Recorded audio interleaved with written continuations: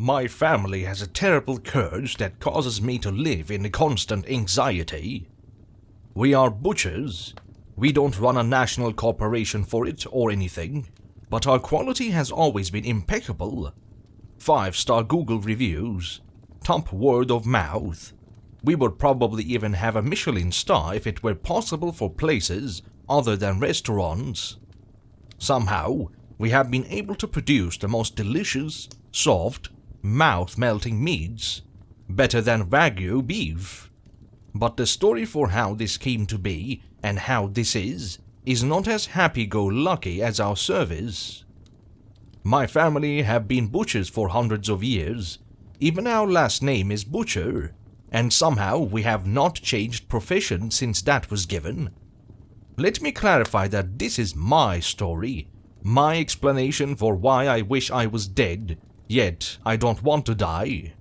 But I must first tell the story of my ancestor. I'm not sure exactly how long ago this was, but the story goes that it was during the medieval ages. His father and grandfather always kept honesty as the shop's top moral framework. Because of this, they were often the choice meat shop for even lords and ladies of the nearby lands, until one day, when a new shop opened up. My ancestors were not worried, because their shop was so successful. This shop did not make a sale for days. However, on a day no more special than any other, the town drunk somehow found himself in the other shop, thinking it was my ancestor's family shop. He ordered a cut of leg meat, drunkenly swaggered it home, and fell into a booze-induced slumber. The next day, he cooked the meat, ate it, and came running into town, directly into our shop. He asked what he had ordered in his drunken stupor, as it was the most salivating, most delectable meat he had ever eaten. The family had told him that he did not visit the shop yesterday at all. They then realized it had to have been the other shop by mistake. My family had said there was no way it could have been the other shop, so they all went over as a group: grandfather, father, son, and drunk. They asked the shopkeeper what was ordered, and they simply gestured to the stack of cubed meat on display. With furrowed brows, my family had purchased a cube and immediately went back to cook it. After doing so, the way they would cook any of their own product, the cooked meat was placed on their tongues. Within seconds, they realized they had to keep the other shop's meat a secret to the rest of town. They told the drunk that he must never tell anyone about the other shop's quality of meat, and he promised not to. But a drunk would not be a drunk if they did not yell secrets to the entire town while blinded by booze. It did not take long for people to hear about the other shop and its miraculous tasting meat.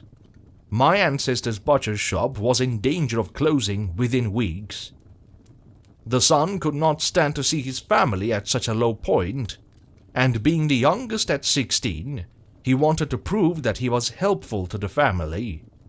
He began spying on the other shopkeeper, in hopes of figuring out their secret to the delicious cubes. Their methods, from what the son could see, all seemed normal. But every weekend, they would take their wagon out of town. The son was not sure where, as he was not able to stealthily follow beyond the trees and buildings. He asked his father and grandfather for permission to follow, and was firmly told no, that doing so would be a terrible thing, and that they were honest people and that God would help them eventually. God did not.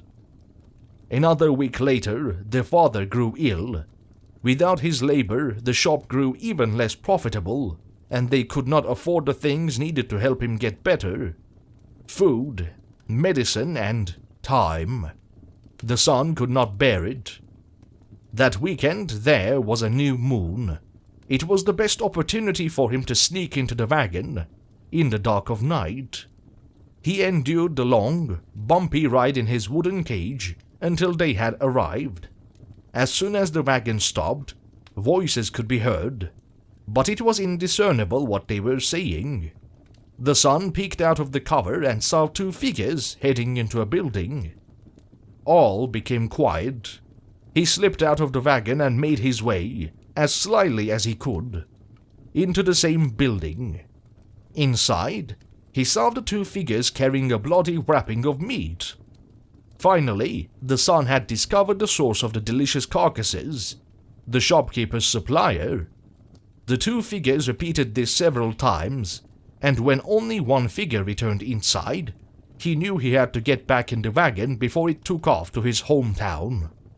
Just as he exited the building, the horses began trotting. He sprinted as fast as he could, the sound of his footsteps hidden by the horses, and jumped into the wagon right before his leg muscles would have reached their physical limit. The ride back was not bumpy. He did not feel as if he was in a wooden cage anymore, but a bed of gold. When they had finally made their way home, he wrapped a leg of lamb in his shirt, jumped out the side opposite the shopkeeper, and quickly made his way home. He let out a shout of joy when he entered his home.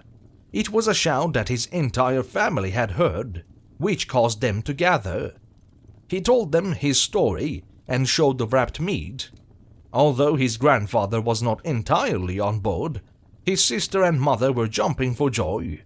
They knew that this meant a good future for them all, and that they could afford the father's care. The son quickly unwrapped his treasure, and the cacophony of joy had ended. The son had not grabbed a leg of lamb, but a human limb. His grandfather immediately yelled at him for what he had brought into their house. He took the meat and went to start a fire outside, in order to burn the meat before anyone found out about it. His sister comforted their mother, who was crying. The son felt great shame and went to his bed. After a long and well-needed from his escapees the night before rest, he woke up to the sounds of people gathering around a busy shop, their own. He asked what had happened, and the family told him that they spoke a great deal after he had gone to sleep. They all decided they needed to do this, even the grandfather. They cooked the limb and, after trying some of the forbidden meat, called in a favor to the lords that they had previously sold to. This piece of meat was given to the king, and the word had spread quickly. Their shop had meat that the king himself had put orders in for. They had been made the king's supplier. My father stopped the story at this point. I thought of it as strange, but simply a folk tale, a family legend. He then showed me something I never would have imagined. What he would work on every morning while I was asleep. He had done an excellent job to never reveal the family secret. Every morning, before even the street animals would wake, my father would chop, skin, fillet, boil and prepare various pieces of fresh, human meat. I was sick. I felt as if I was to blame. He needed to continue this horrible tradition. He needed to kill people, for my sake, to pay for my tuition, for the constant medical bills to make sure we stayed healthy, to pay every other bill that we needed to live. I couldn't take this burden, and I couldn't deal with the fact that my father was a murderer. I panicked and ran away.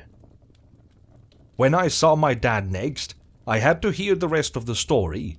Even though my dad was a killer, I knew he wouldn't kill me, because I was his reason for doing so in the first place. He was paying for us to have a good life. He continued the story.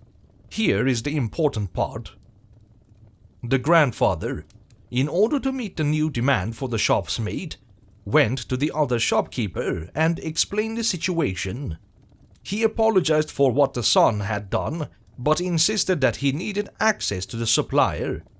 He wouldn't ask how the supplier had such fresh bodies, and he would even cut the other shopkeeper in for a 50-50 split of the money.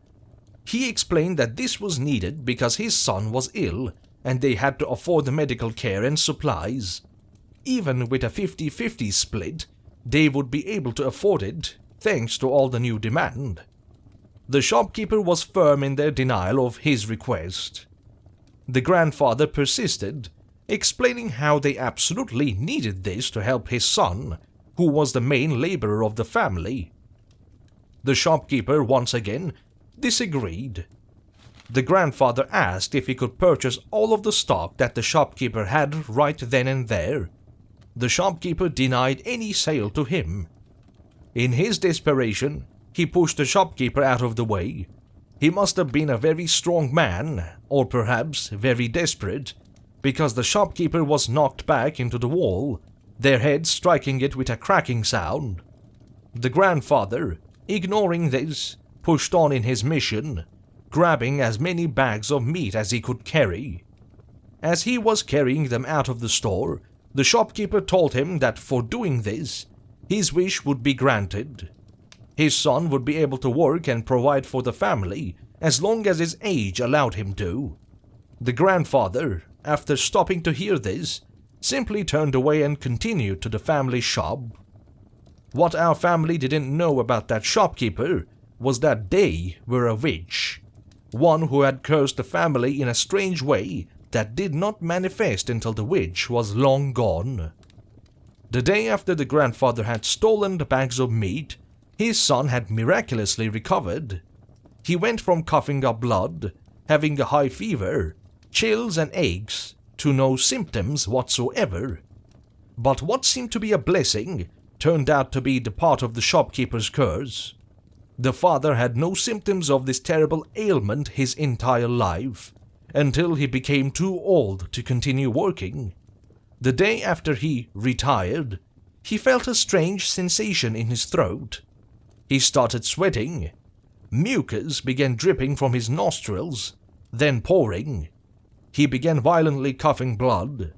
It was said that he even exclaimed between gasps for life that his head was on fire, that it felt like his insides were being replaced by thorns, cutting him apart. He had died a most violent death. The family speculated that this must have been a witch's curse, based on what the grandfather had told them way back when he took the meat. This was apparently a fitting explanation for the time period. With the death of the father, they began to worry. They wondered if they too were cursed. Ultimately, possibly as a way of easing their racing minds, they decided that it was just the father who this would affect. They believed that the witch's curse was over with his death. It was not. As soon as every person had stopped working, they died an incredibly grotesque death. Over the years, things were discovered about the curse, that it would happen regardless of if the person ever actually retired. Once they reached retirement age, they were at risk of the curse giving them a horrific end. It did not matter if they had spent their lives working until a certain point. If they tried to end their lives, the curse would take them in an even more horrific fashion than the others. If they tried to show that this would happen to anyone else, it would take them before they were able to. There was no way to avoid it, or to show that it existed to those outside the family. It was eventually discovered that the accumulation of pain throughout the person's life would be inflicted 100-fold onto them whenever the curse was activated.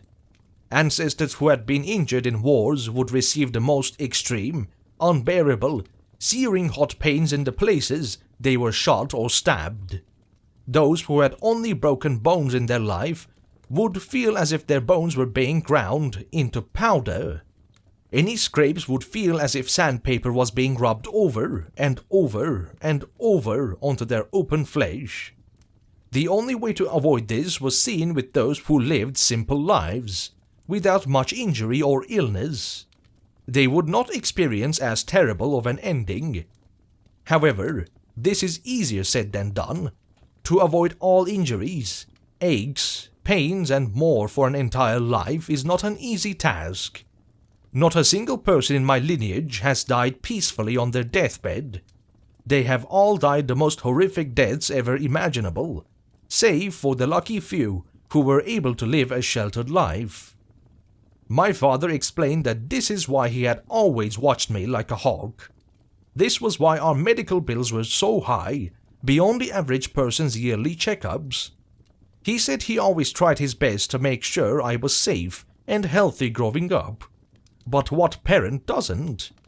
I didn't realize the gravity of the situation, and he didn't want to scare me as a child, or ruin my childhood by living a completely sheltered life. This was his way of going about this. He said he did the best that he could without jeopardizing my having a normal life. He didn't want me to live too scared to do anything. Now that I was older and mature enough in his eyes to understand without it completely destroying my worldview, he told me he was wrong. There was no way I would ever be okay with learning this truth. He should have foreseen the possible outcomes. This is why I wish I was dead. But I don't want to die. Growing up, I had managed to stay safe and healthy thanks to his precautions. But now, death will be too painful. Everything I had learned about my family didn't matter to me at this point. I just wish my dad had told me before now. I didn't want to hear anything he had to say, but, like I mentioned before, I had to. It's not like I could wheel my own bed away, much less past the nurses. I already couldn't handle the pain. I wish my attempt was successful.